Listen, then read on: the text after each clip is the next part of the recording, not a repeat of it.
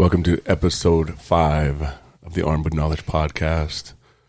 Today it's myself, Levio, Brighton, and Trevor. Today, I'd like to start off talking about the difference of having knowledge and using knowledge. Whereas, just because you know something, it doesn't mean it's worth anything to you if you're not using what you know. Whereas you can listen to motivating speeches every morning when you wake up, but if you're not going to do anything with it, it's useless. That goes the same with if you know how to operate a tool or a machinery or a gun, like we talk about that all the time. Knowing how to do that is worthless if you don't put it to work. I think the subconscious training that we talk about also comes into play with that, right? Absolutely.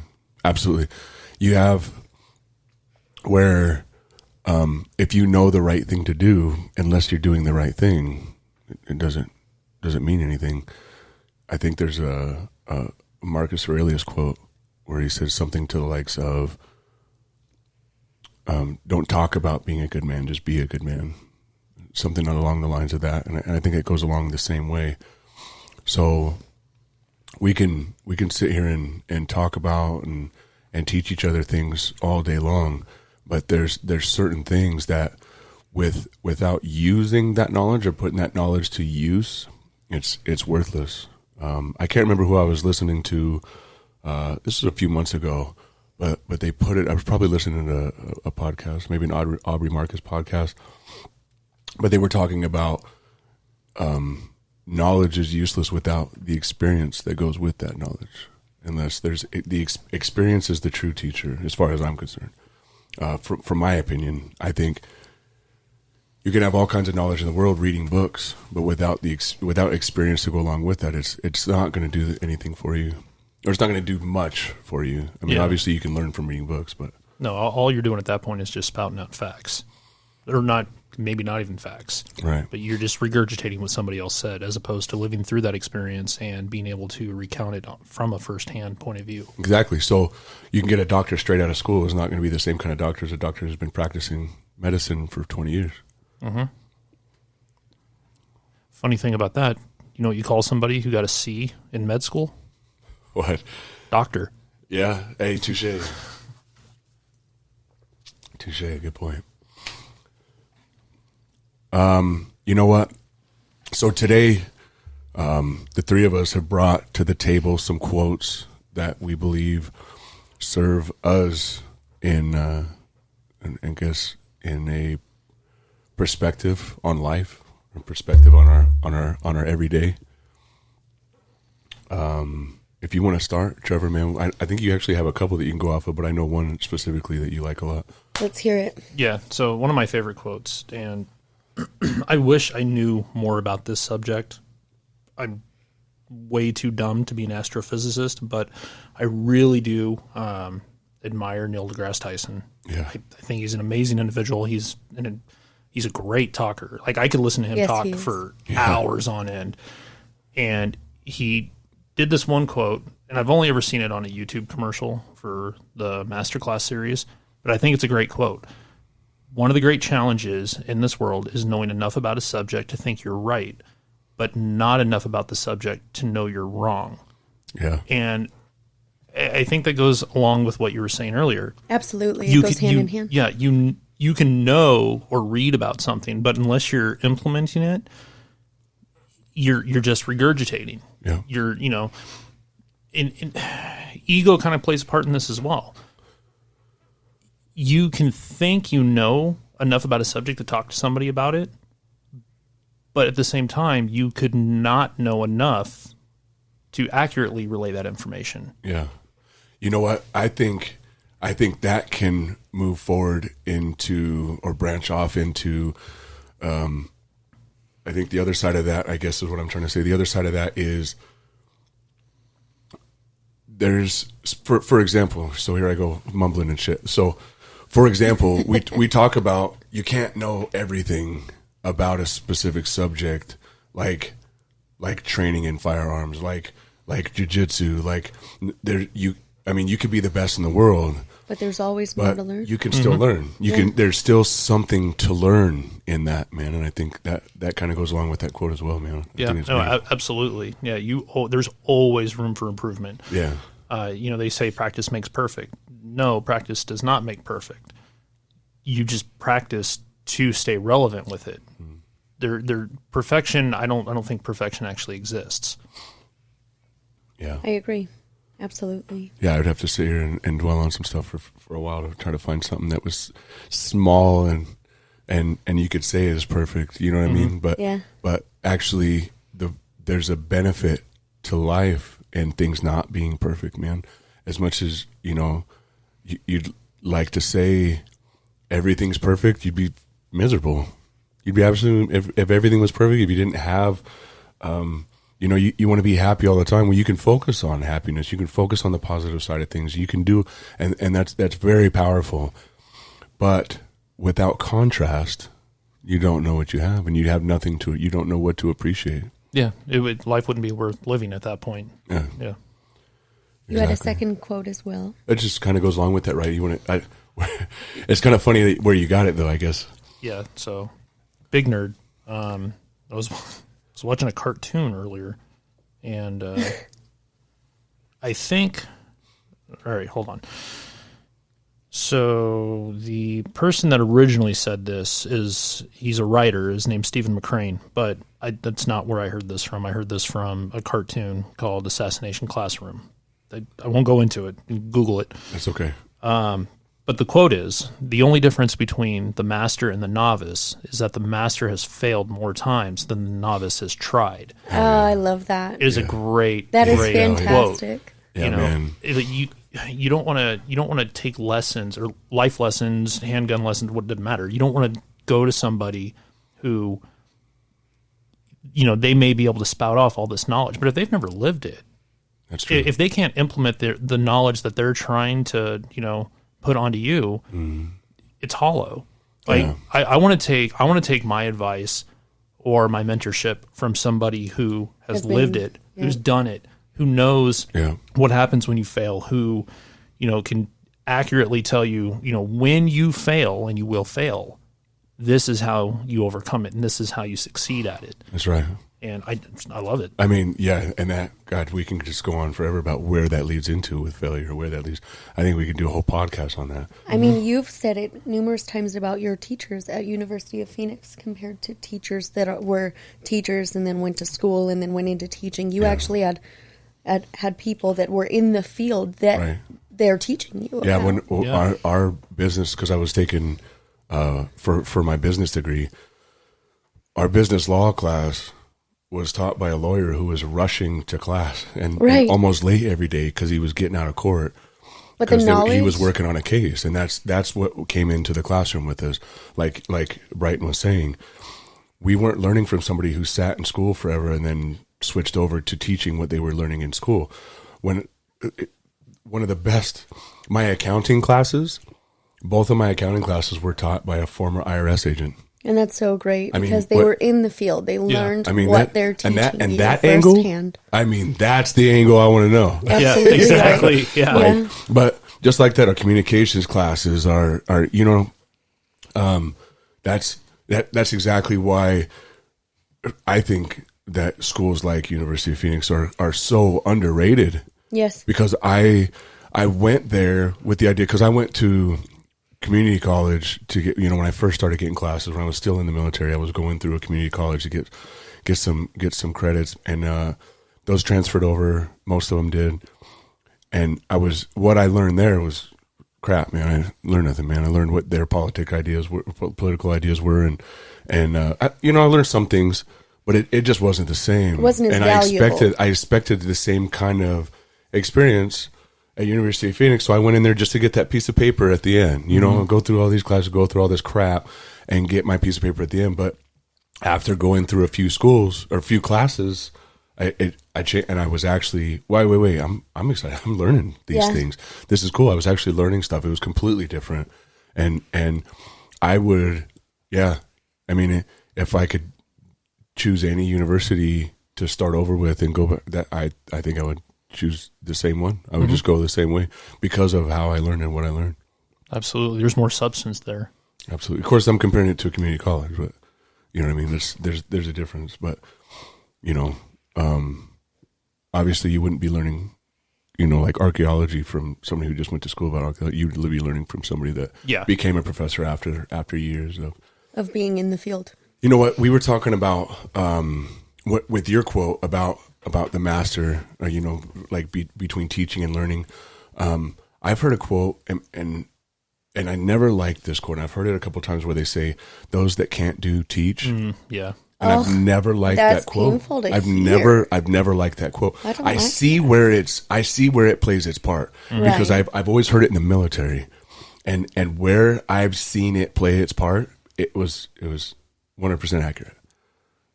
But in what way? Can you explain that? So say you go to.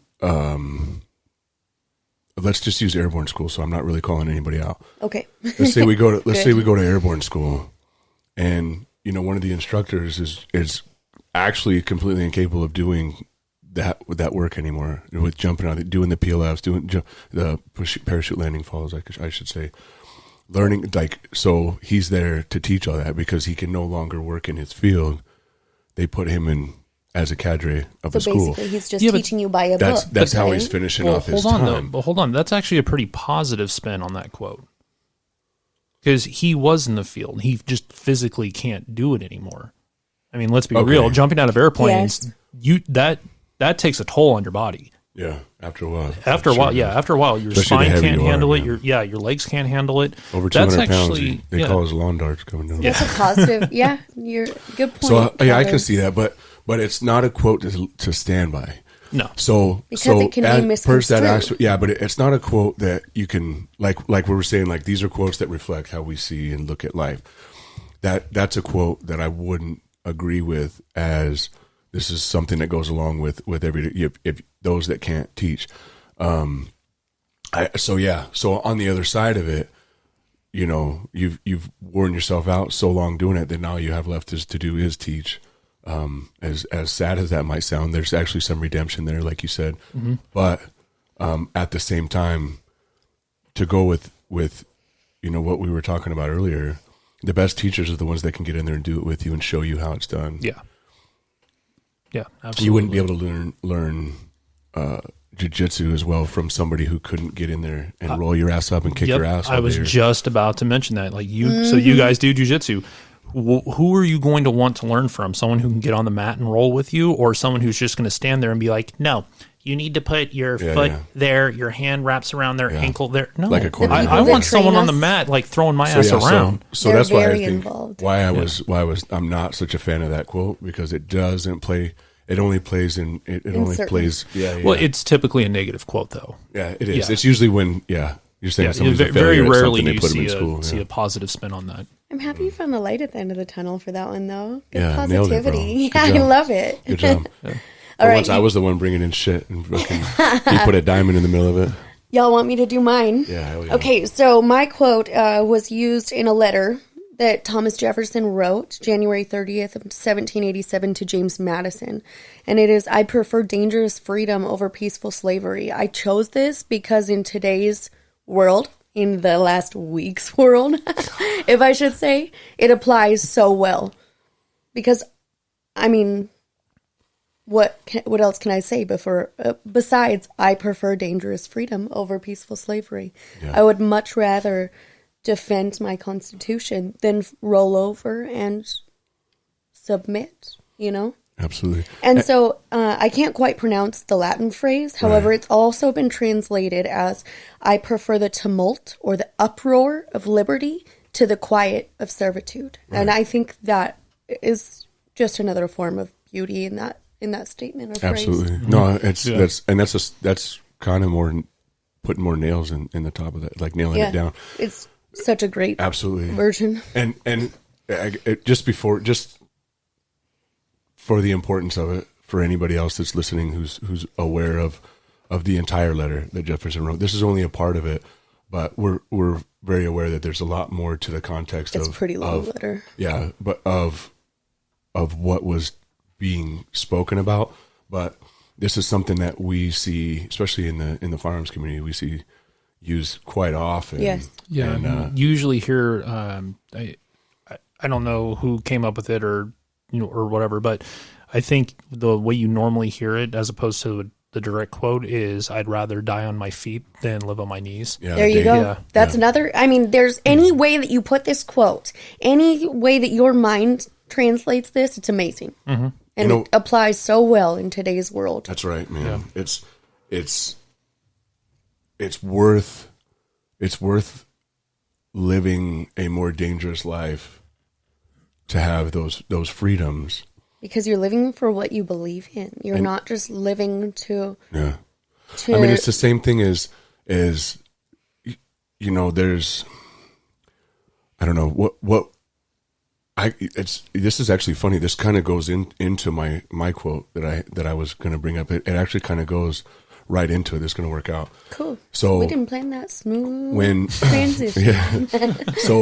So when you have, when you're taking the fun out of stuff. So like the stuff that we did as kids, listen, I'm 40 years old, man. The playgrounds that I played in were so much more cool and so much more fun than the ones that my 7-year-old daughter plays in now. Yeah. We had some cool stuff, man. So cool. Oh my God. Oh yeah. When we were kids, we did wild shit. Yeah. And the playgrounds and you could do wild. whatever you wanted to. You can climb on the top of some crazy shit. Like, so, I mean, they design things now to keep everybody safe, but those kids aren't having the same amount of fun. However, I get it. Mm-hmm. a lot less broken arms, a lot less broken kids. I get it. It's a lot less lawsuits. But just as an example, I feel like we learned through lawsuits, and that's kind of where I'm going with it.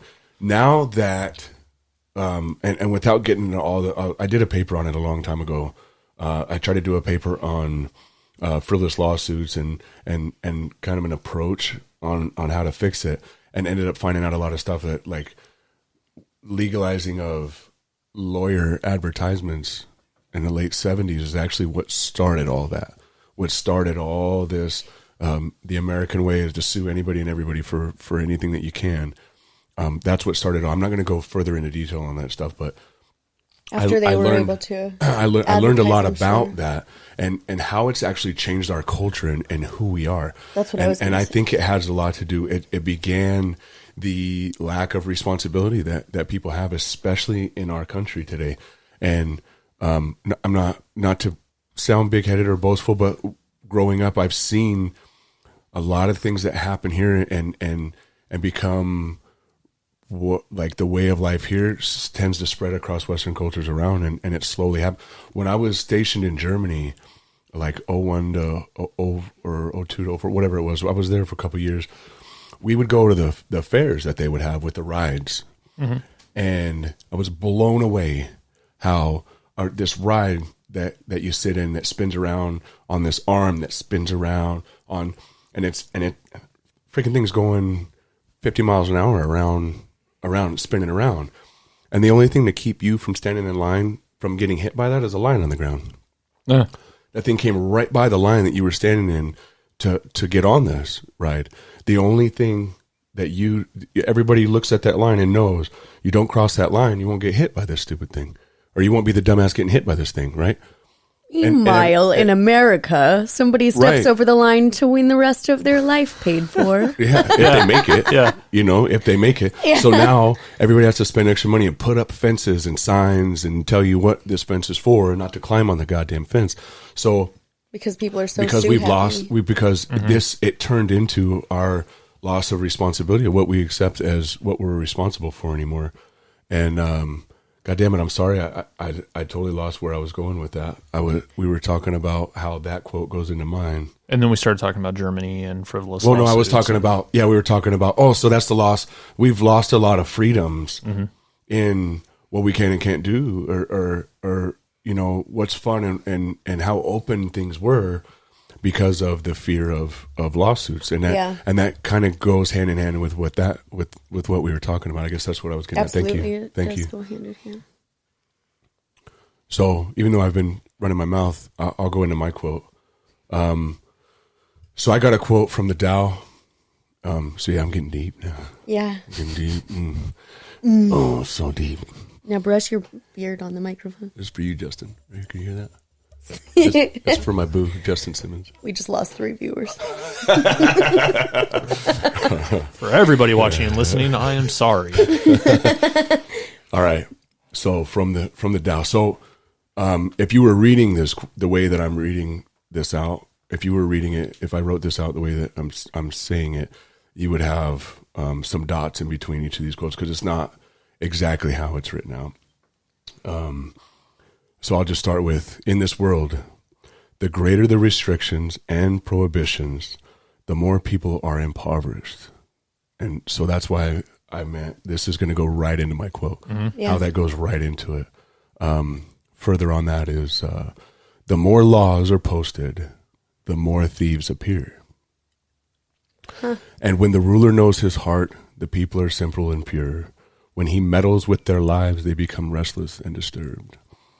So I like to use this example a lot when I talk about the way you treat people will become a reflection of how they act. So the more that you try to hold people down, it actually goes 2 ways. The more you try to hold people down, the more they're going to start resisting and pushing back.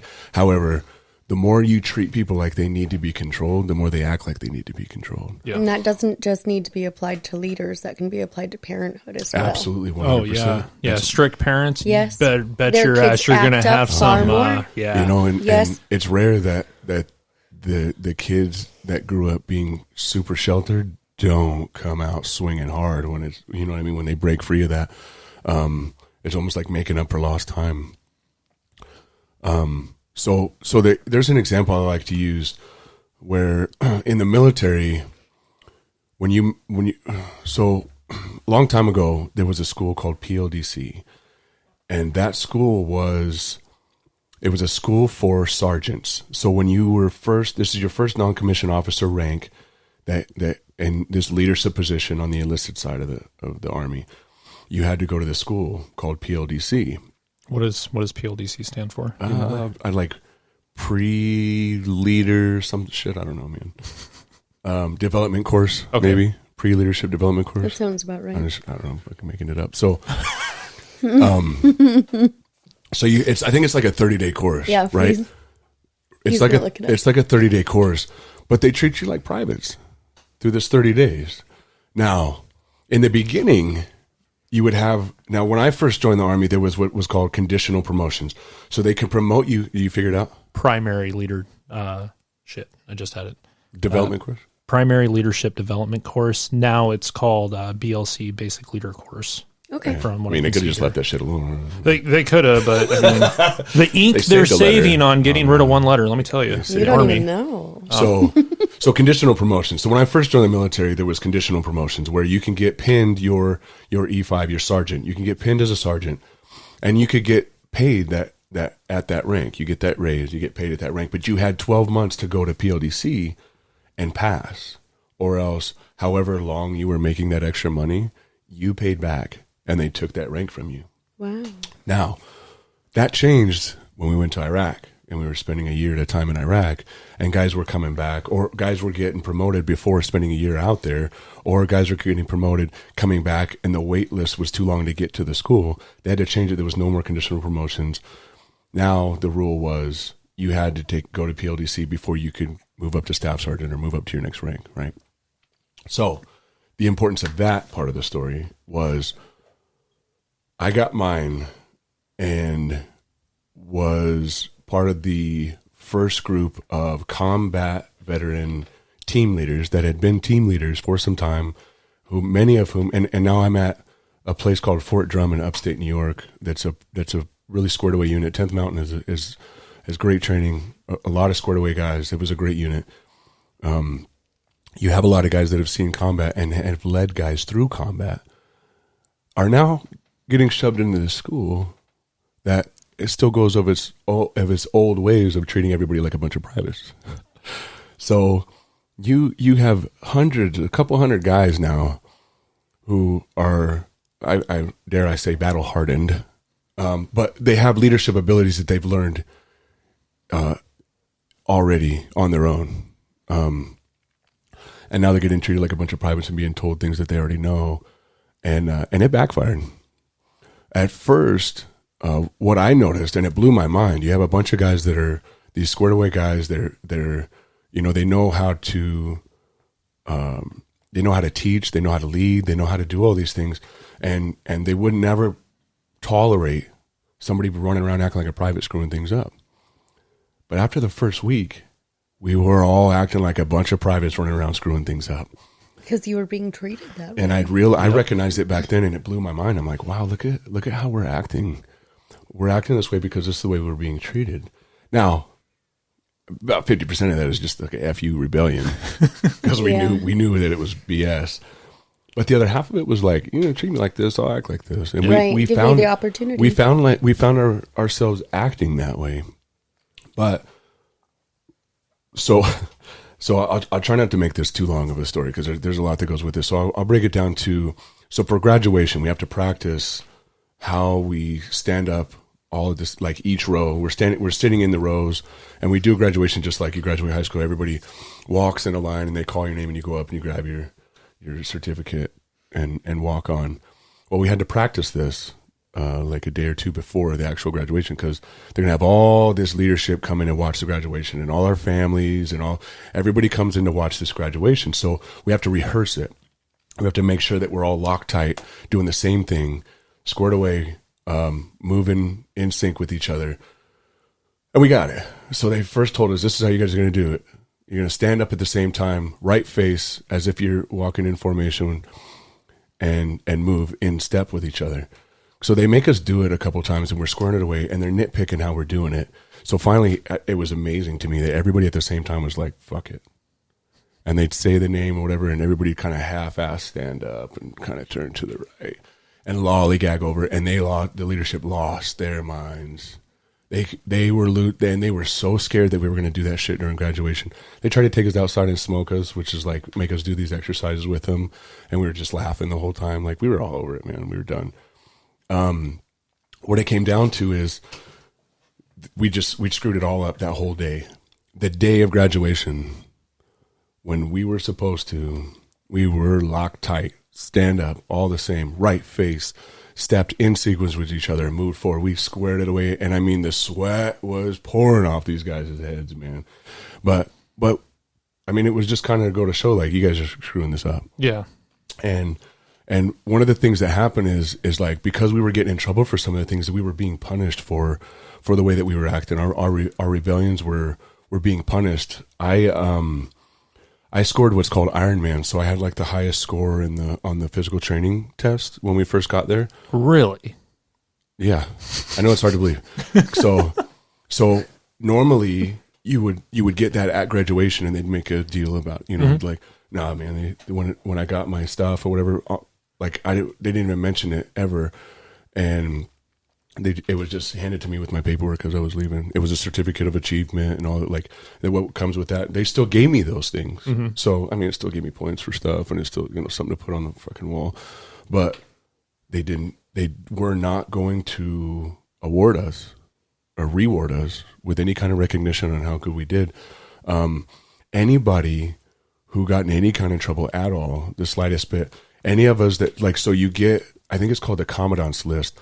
If you score in the top, like 90%, you made the Commandant's List. And those of us that made the Commandant's List, they didn't announce us like they were supposed. That was the same order that they had everybody come through, mm-hmm. but they didn't make mention why that was the order. They Gotcha. didn't give any, and I didn't get mine. I didn't get my certificate of achievement for that because I had gotten whatever. I was like late for something, and they were smashing anybody for anything because of how we were. So I didn't even get my Commandant's List because they didn't take away the physical training part, mm-hmm. but they took away the what do you call it? The school portion of it. Yeah, just the academic. That's what I was looking for. They took away the academic reward because of the trouble I got into. I don't make any sense, but like I said, so it was just this control and punishment for screwing, like mm-hmm. for not following along and not being a conformist with whatever. Which in the military, I get it, man, but at that time, I guess that's the story. The reason I'm telling that story and the examples I'm giving on that story is to kind of go off of the quotes I got from the Tao is, the more you try to, stomp on people and control them, the more rebellious they're going to be, and the more chaotic things are going to be for you. Yeah, no, absolutely. And you see it now too. So, we got lockdowns worldwide. 2.0. They call it lockdown 2.0 this time around. In Nevada, yes. But you see it. Yeah. People are being told, you're not allowed to go outside. You're not allowed to have Thanksgiving dinner. You're not allowed to have Christmas dinner. Well, the problem is there's the hypocrisy that we're seeing in that. It's okay to do this, but it's not okay to do that. And here's the part that I understand with that. In the beginning, in March, when the whole quarantine thing started, we were all like, holy shit, this sounds crazy. This sounds scary. Like, we should be all working. Washing my hands every 2 seconds. We should all be working together all the time. to keep each other safe. We were all on board with that. So as with the beginning of that, learning, like everybody came together and we all decided that was okay to do. But okay. So here's what I was getting at. I'm sorry. I've been blown up too many times for our for people listening. Like my head's a little screwed up. Sorry, I do that. So excuses. I knew this was going to come up sooner or later. So anyway, with in regards to what we were saying about, you said they're like with the lockdowns, with the following rules. Okay, so that's what it was. We were saying the rules don't make any sense, right? They contradict themselves on this rule for that rule. And in the beginning, it was like, okay, it was acceptable. Yeah, that was acceptable because nobody knows what the hell. He knows how to make these rules. Right. Yeah. So, that contradicts that, but I don't know what the hell to do. We haven't done this before. It's been 100 years. Yeah, I mean, but even then, we didn't have what we have today. Oh, yeah, no, there was no CDC, there was no WHO, there was no, none of these governing bodies. There wasn't, you couldn't transfer information the way that you can today. Oh, yeah, definitely not. So there was no, you put these rules in place, and as much as we were like, okay, you can do this, but you can't do this. Yeah. It sounded ridiculous, but we weren't calling it out because we understood, like, I get it. I don't know how to make the rules for that shit either. Mm-hmm. I wouldn't know what to do. That contradicts itself. Maybe there's a way around it. Maybe we'll figure it out as we go. But the longer that this goes on, it hasn't gotten any better. And you see all the flaws in the system, the longer it lasts. The longer this goes on, the less they make any sense about the rule. Like, the rules make less and less sense. Absolutely. And the more that the little people are being destroyed and the huge corporations are making more money than they ever had. And there's got to be like more of an effort, as far as I'm concerned. I wouldn't even say effort. I'd say an honesty. Yeah. There needs to be an honesty. But when you, for example,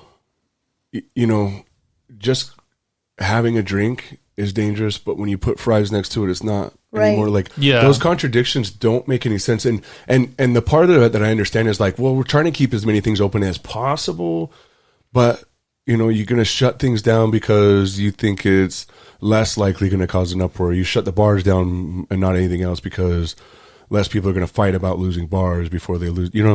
I see that part of it too. But I think, again, to go along with all of this, it's control instead of trying to work it out. Yeah. And trying to come together as a whole. You have these people that have been put in these positions for far too long, and they see it as it's their job to control everybody, and it's creating chaos. Yeah, absolutely. Well, do you have a second one? That was all three from the Dow that I. Oh, you just rolled them all up into one. Yeah. Gotcha. Yeah. Because I felt like they all kind of went along. Yeah. No, absolutely. Yeah. Yeah. The more laws posted, the more thieves appear. You absolutely. Yeah. Yeah, you absolutely see that happen. I think what that reminds me of are things like the war on drugs, where the war on drugs created these. It empowered and amplified paid the evil. Paid these like cartels in Mexico, and it's the same as when Prohibition. The organized crimes organizations. Organized crimes, like Al Capone and in the East Coast, They were flourishing because of prohibition. Because of the prohibition, Yeah. because of things like that. And that's just one example of how I think that represents exactly what we're talking about, where the more thieves appear. Because just like when you ban something like banning guns, if you got rid of guns, then the only people that would have guns are the bad guys.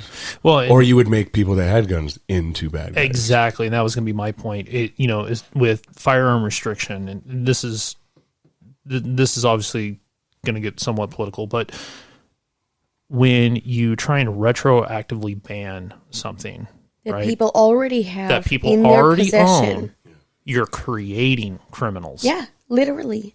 All those people are now breaking the law because of something that they already had. Yeah. And it was okay yesterday, but today? That's why they try to, when you see that slippery slope that happened where in the UK they lost all their guns, that slow progression towards an anti-gun nation, mm-hmm.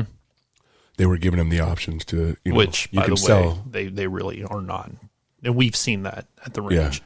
Brits love guns. Absolutely. Yeah. They're our biggest clientele in a machine gun range. Or Canadians. Canadians love their guns. They love it. And they have some of the... same thing with Australia. Mm-hmm. Yeah, but Australia, to be fair, Australia it hasn't been a gun... They weren't created on guns like the United States was. That's true. You know what I mean? It wasn't as hard to make Australia an anti-gun because they weren't as big into guns as the United States or even Canada, for that matter. But the UK, if you look into the history of how it happened to the UK, it's why when people laugh at you for saying slippery slope, it's easy to just go, all right, look here, this is what slippery slope means, man. You take this, take that, take a little until it's all gone. Yep.